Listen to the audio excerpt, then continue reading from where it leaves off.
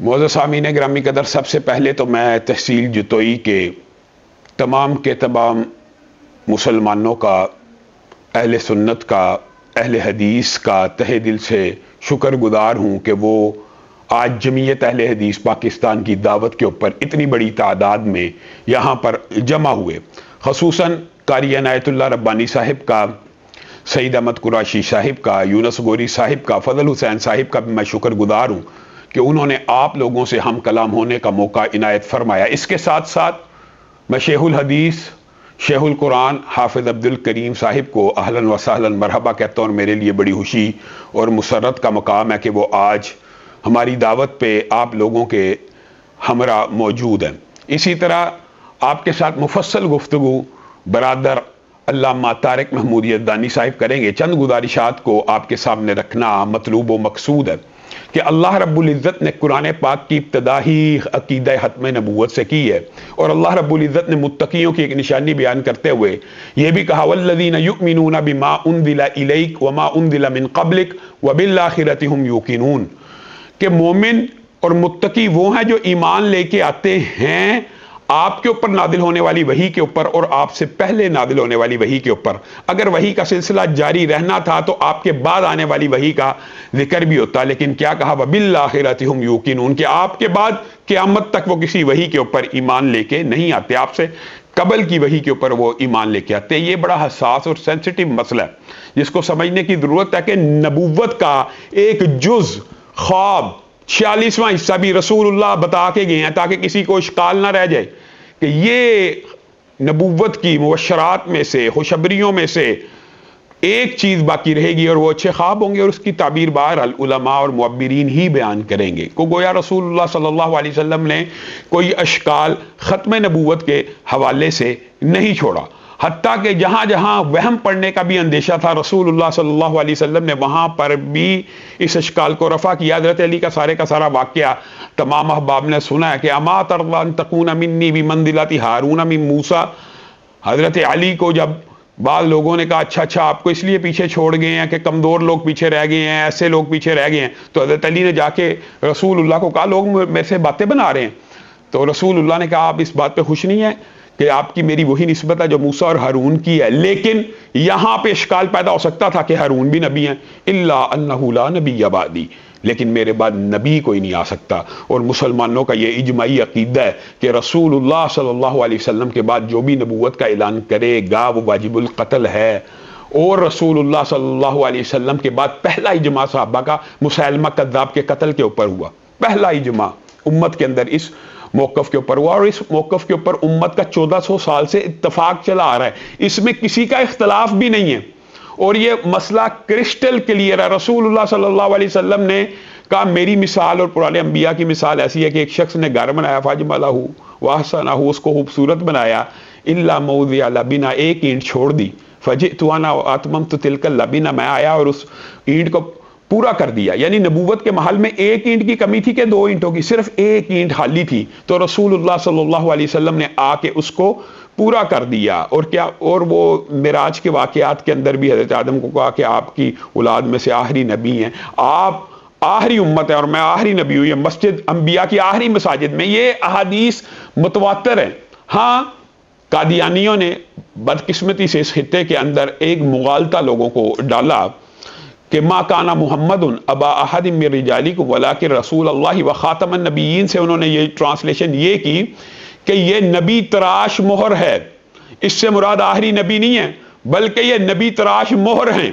اب آپ نے ایمانداری سے اس مسئلے کو، اس آیت کی ٹرانسلیشن ایک وہ ہے جو مرزا غلام احمد قادیانی کرتا ہے، اور ایک وہ ہے جو رسول اللہ کرتے ہیں۔ رسول اللہ کہتے ہیں خاتم النبیین کا مطلب یہ ہے کہ میرے بعد نبی کوئی نہیں، اور غلام احمد قادیانی اس کا ترجمہ یہ کرتا ہے کہ نبی تراش مہر۔ اب یہاں پہ خاتم النبیین جو قرآن پاک میں لفظ استعمال ہوا، یہ نبی واحد ہے، تثنیہ کے جمع، ہر عربی گرامر والا جانتا ہے کہ یہ جمع ہے۔ تو آپ قادیانیوں سے پوچھئے کہ مرزا غلام احمد قادیانی سے پہلے کوئی نبی آیا، وہ کہیں گے نہیں، بعد میں آئے گا نہیں، اب خلافت چلے گی۔ تو اگر نبی تراش مہر اس کی ٹرانسلیشن کی جائے تو کم از کم کتنے نبی آنے چاہیے؟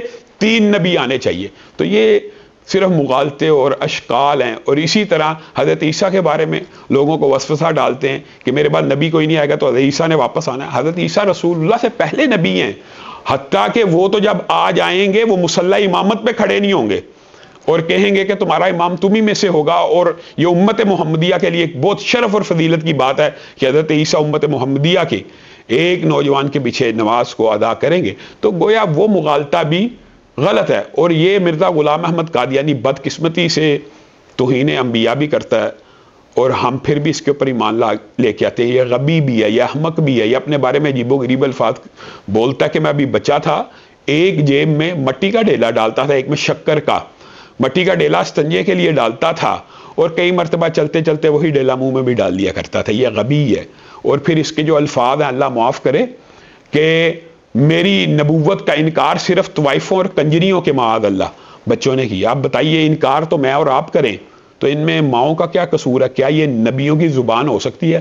گندی غلیظ زبان والا, چرس, نشہ, بھنگ, افیون کا عادی اور اپنے آپ کو انگریزوں کا خود کاشتہ پودا اور انگریزوں کی خدمات کے لیے الماریاں بھرنے کے دعوے اور کتابیں لکھنے کے دعوے اور جہاد کے خلاف باتیں کرنے کے دعوے. لیکن وہ لوگ کہاں ہیں جو اہل بیت کے محب بنتے ہیں؟ حضرت حسن اور حسین کی توہین نہیں کی. 40 حسن حسین اور معاذ اللہ کیسے کیسے الفاظ اس نے کیا. ہم تو بولنے میں ڈرتے ہیں. اور حضرت فاطمہ کے بارے میں نہیں کہا معاذ اللہ کہ انہوں نے مجھے ہر چیز دکھا دی, معاذ اللہ. اور یہ عجیب انسان ہیں اور عجیب غبی ہے. اور یہ بات یاد رکھیے گا, ہر قادیانی بنیادی طور پہ جب کلمہ پڑھ کے بالغ ہو کے کلمہ پڑھتا ہے اور اس کے بعد ختم نبوت کا انکار کرتا ہے وہ مرتد ہے. اور مرتد کی بھی اسلام میں سزا واضح جلا وطن کیا جائے گا, تحقیق کیا جائے گا. لیکن یہ کرنا میں نے اور آپ نے نہیں ہے, یہ مطالبہ ہم نے حکومت سے کرنا ہے. اور یاد رکھیے قادیانی کبھی بھی اس وطن کے ساتھ مخلص نہیں ہو سکتے. عام فہم بات ہے, کیوں مخلص ہو؟ اس آئین میں انہیں کافر قرار دیا ہے, وہ اس آئین کو کبھی بھی بالادست نہیں مان سکتے اور اس دستور کی کبھی بھی پابندی نہیں کر سکتے. ان کے دل کے اندر پاکستان کے خلاف نفرت ہے کہ واحد ریاست ہے جس کے آئین اور قانون نے, اور ویسے تو اسلامی طور پہ ہر ختم نبوت کا منکر کافر ہوتا ہے اور واجب القتل ہے, لیکن کرنا اس کو کس نے ہے؟ ریاست نے. اور ریاست اور ادارے بھی یہ بات سن لیں کہ قادیانیوں کو اقلیتوں کے حقوق ہم دینے کے قائل ہیں. کب؟ جب وہ اپنے آپ کو کافر ماننے ڈکلیئر کریں, تب ان کو اقلیتوں کے حقوق مل سکتے ہیں. یہ بات بھی کئی مرتبہ ہمارے ساتھ ٹی وی کے اوپر بحث میں لوگ کرتے ہیں کہ یہ کیا بات ہوئی. یہ بڑی عام فہم بات ہے. کوکو کولا والے کو کوئی اعتراض ہو سکتا ہے کہ کوئی بھی بوتل بنتی رہے, فلاں کولا کا اعتراض نہیں, پیپسی والوں کو بھی اعتراض نہیں. لیکن پیپسی اور کوکا کولا والوں کا یہ اعتراض ہوگا. یہ عام فہم بات ہے. مثال سمجھانے کے لیے, اگر پیپسی ہی کی نقل اور پیپسی ہی کا سٹیکر لگا کے بوتل بیچے گا اس کو پکڑا جائے گا. اور بھائی آپ الگ مذہب ہیں, الگ قوم ہیں, الگ دین ہے, الگ شریعت ہے, آپ اپنا الگ مذہب ڈکلیئر کریں. آپ جب یہ کہیں گے ہم مسلمان ہیں تو مسلمان وہی ہے جو عقیدہ ختم نبوت کے اوپر یقین رکھتا ہے. یہ نہیں ہو سکتا آپ اپنے آپ کو مسلمان بھی ڈکلیئر کریں اور پھر آپ ہم سے یہ توقع کریں ہم آپ کو اقلیتوں کے حقوق دیں. نہیں, پھر آپ کو مرتدوں کے حقوق ملیں گے. اقلیتوں کے حقوق ایسے ملیں گے جیسے سکھوں کو ملے ہوئے ہیں, جیسے ہندوؤں کو ملے ہوئے ہیں. وہ ان کے ساتھ کوئی ایسا معاملہ نہیں ہے. آپ بھی اپنے آپ کو ڈکلیئر کریں تو آپ کو مل جائیں گے. بنیادی طور کے اوپر یہ تو ہر مختصر بات ہے. انشاءاللہ علامہ طارق محمود یزدانی صاحب اس حوالے سے آپ کے سامنے مفصل گفتگو کو رکھیں گے. سب سے اہم بات یہ ہے کہ جتوئی کے میرے بھائیوں, جتوئی کے میرے ساتھیوں, آج وقت آ چکا کہ آپ جاگ جائیں. اپنے حقوق کو حاصل کرنے کے لیے آپ کی مسجدوں کے اوپر قبضے ہیں, صحابہ کی ناموس کے اوپر حملے ہو رہے ہیں, علماء کے اوپر مقدمات درج ہو رہے ہیں. کس نے دفاع کرنا ہے؟ ان لوگوں نے جو 40 سال سے سوئے ہوئے ہیں, جنہوں نے اہل حدیثوں کو خواب غفلت میں سلا دیا, میٹھی نیند اور میٹھی گولیاں دے کے, کھلونے دے کے بہلایا گیا ہوں, تمناؤں میں الجھایا گیا ہوں. چھوٹے چھوٹے مفادات کے لیے مسلک اہل حدیث کے ساتھ جن لوگوں نے کھلواڑ کیا اور مسلک اہل حدیث کا جنہوں نے چہرہ بگاڑا اور مسلک اہل حدیث اور منہج اہل حدیث کو درباری اور سرکاری چاپلوسی میں تبدیل کر دیا, ان لوگوں کا احتساب کنہوں نے کرنا ہے؟ آپ مجھے بتائیں. ایک انسان ہے جس کا نہ بزنس ہے, نہ کاروبار ہے, نہ تجارت ہے, نہ دکان ہے, اس نے ساری زندگی صرف مدرسوں کے لیے چندہ مانگا ہے, وہ اربوں اور خربوں کی جائیداد کا مالک کیسے بنا؟ یہ عام فہم باتیں ہیں. آپ لوگوں نے جاگنا ہے, آپ لوگوں نے اٹھنا ہے, آپ لوگوں نے اپنے حقوق کی جنگ لڑنی ہے.